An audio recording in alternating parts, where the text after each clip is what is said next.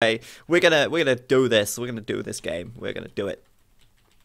Do it right in the So welcome guys to game number 2 between the TyRanT Warlords and the Dreamers. It's currently 1-0 to the TyRanT Warlords. They had a really nice first game, and that game, you know, it didn't last much longer than the Imperial Age, but the TyRanT guys really had very firm control of that entire game for, well, quite some time before the ZZ guys actually resigned. I think the ZZ guys were trying to put up like a last stand on the land at the edge of the map, but they just could not hold on, and TyRanT beat them, and of course that means it's 1-0. We'll go to game number 2, which is going to be on Bedouins. This map, I love this map. I think it's awesome, and it's a shame we've not really seen this map earlier in this tournament. And if you remember, the last time we saw this map, we saw L-Clan versus KGB, and L-Clan did some crazy 15 population feudal times. Not really sure what that was all about. I think their plan with that was to do 15 population feudal, and then scout rush the hell out of their enemies, but it didn't really work too well, so we'll see how it goes this time. Thank you very much to the Avenger, who just became a Warlord as well. Much appreciated, man, and I remember you. We played a couple of games together. It was good fun, and we'll probably play more in the future as well. But thanks for your subscription, much appreciated. So yeah, Bedouins is pretty awesome, actually.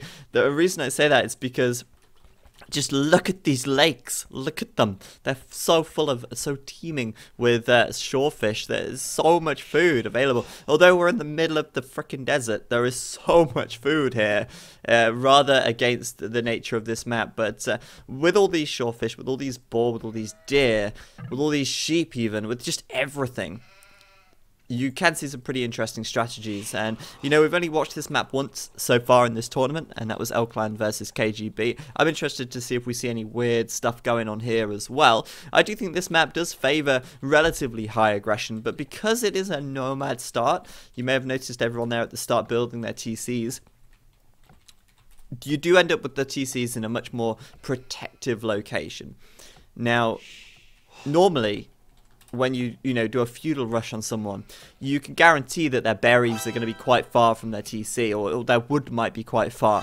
But because everybody in this game gets to choose where they place their town centre down, most of their resources are going to be really close to the town centre and very easily protected. So that's why I think, although feudal rushing and high aggression is kind of favoured in this map, I still think that it might be better to try and fast castle it, even on a map this open, simply because of just how safe your villagers generally are after building your TC, like covering 2 or 3 resources.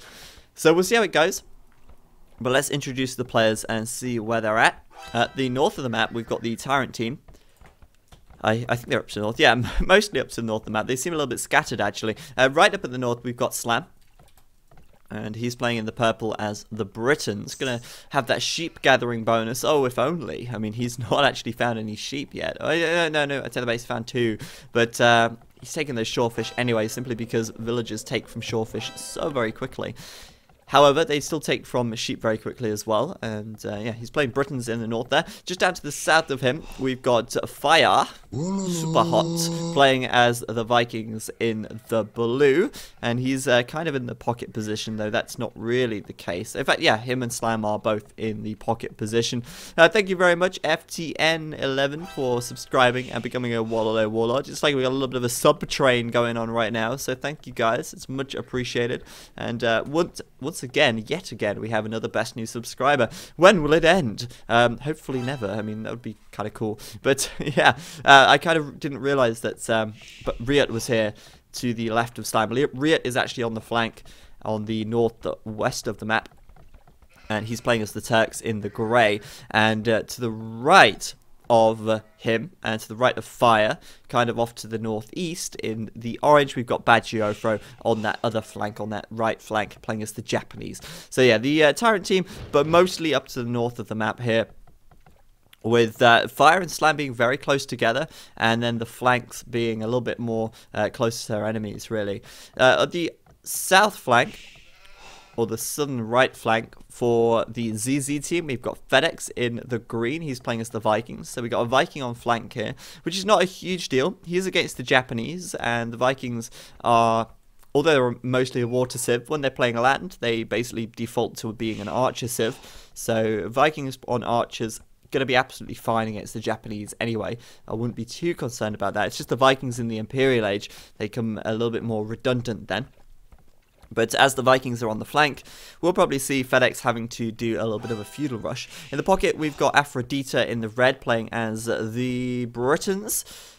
The other pocket position, we've got Patton in the yellow playing as the Japanese. And on that left flank, we've got Gary, good old Gary, playing in the teal as the Turks. So teal Turks versus Turks on the north side, and Vikings versus Japanese on the right side. Now, the only real downside to having the Vikings on the flank is that, the Vikings, so often in team games, we see the Vikings slinging. And if they want to do a sling, you can't. If your Viking is on the pocket, you can't sling. Because the Viking player, well, they can sling, but they can't on a map like this because it's so open. It's too open. They can't wall themselves up and keep themselves nice and safe.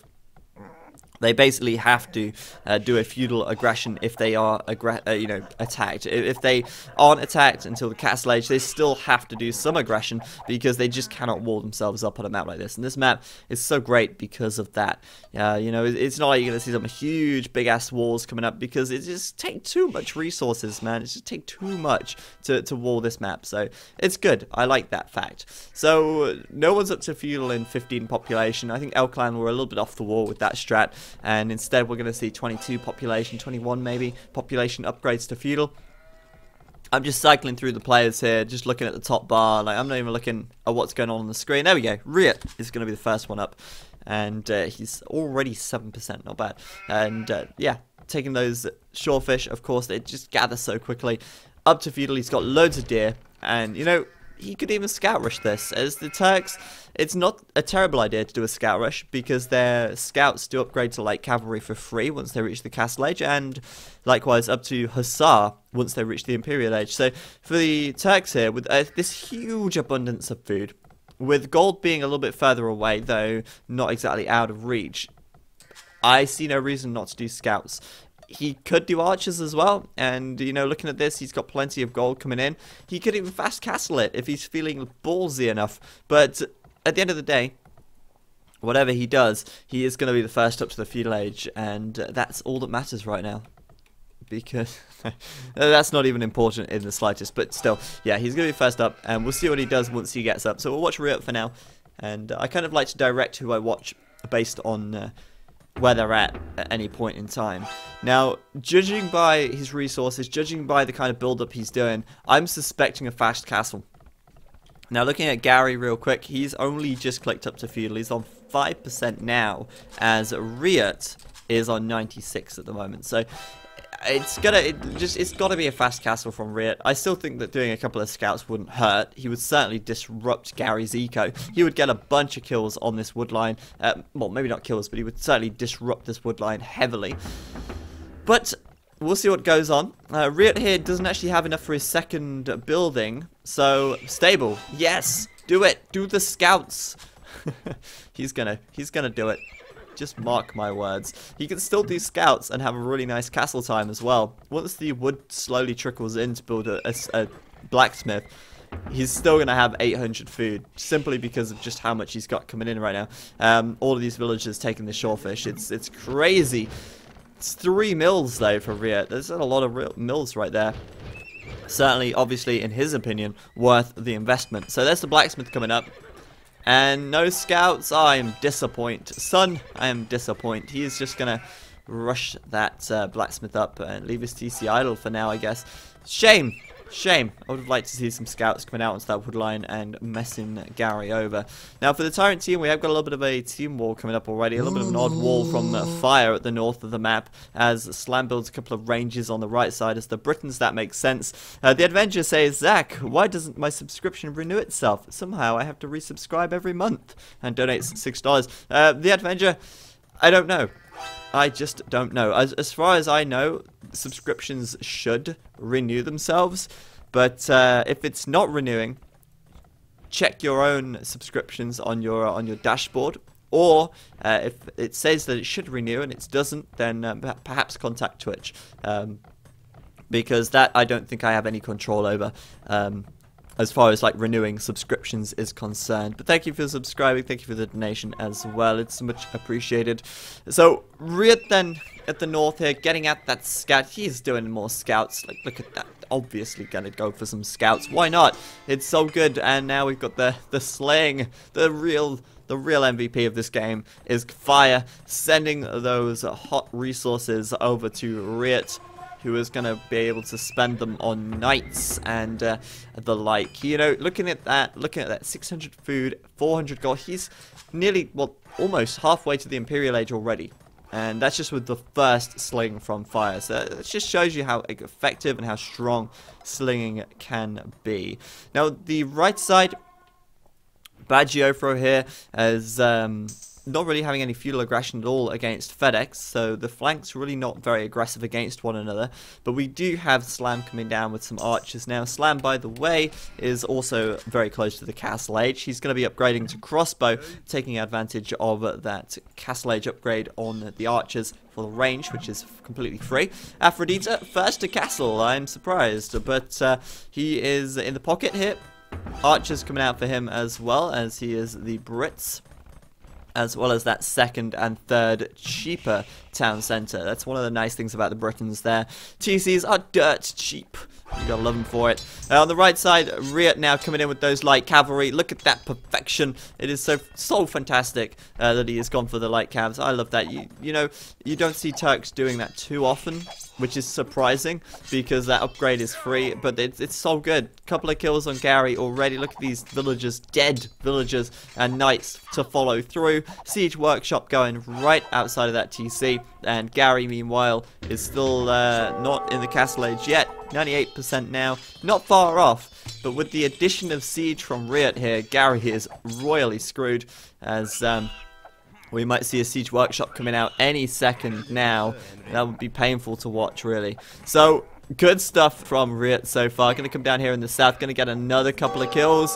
Why not? He's going to be able to chase that villager right down. This is why this map favors that high aggression, because the openness of it is something else. Aphrodite, Juan getting outnumbered here by Bagiofro. Good micro by him, though. Really nice micro there. Like, he killed a couple of crossbows, even though he was quite, you know, heavily outnumbered.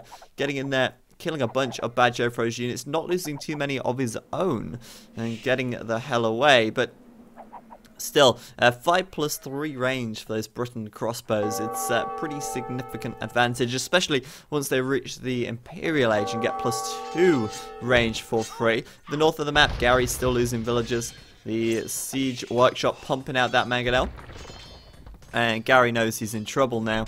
The question is, what will Gary do next? Now, military production-wise, well, you know, he doesn't even have a barracks, which is not a good sign. He is going for a castle, though. And that's incredibly risky. I mean, look at that. He is going to risk everything for this castle right now. And, yep, you know, he's going to get that up pretty quickly with that many villagers there.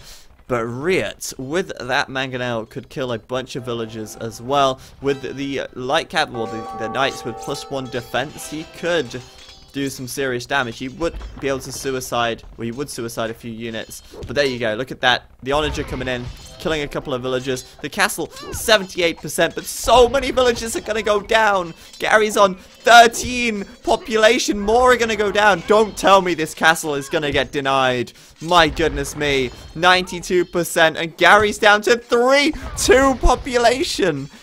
Jesus, Gary, what are you doing? Well, that's the problem right there. GG for ZZ. And, wow, what a game from the TyRanT guys. Wow, I mean, that castle was the end of the game right there. The thing here for Gary is that he wasn't that far behind Riot in terms of going up to the Castle Age, but the strategy that he chose right there was completely wrong.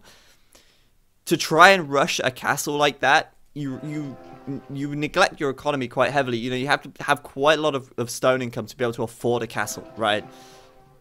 And if you don't get that castle up, it's over. So that was a huge risky play. And, you know, he wasn't the fastest up to the castle edge either. You know, he was quite far behind Riot in terms of the castle time. But I don't think he should have done that castle because it wasn't going to work. It's such an open map. There's no way he could wall and keep himself safe from all of these knights and all of these light cabs while he tried to put the castle up.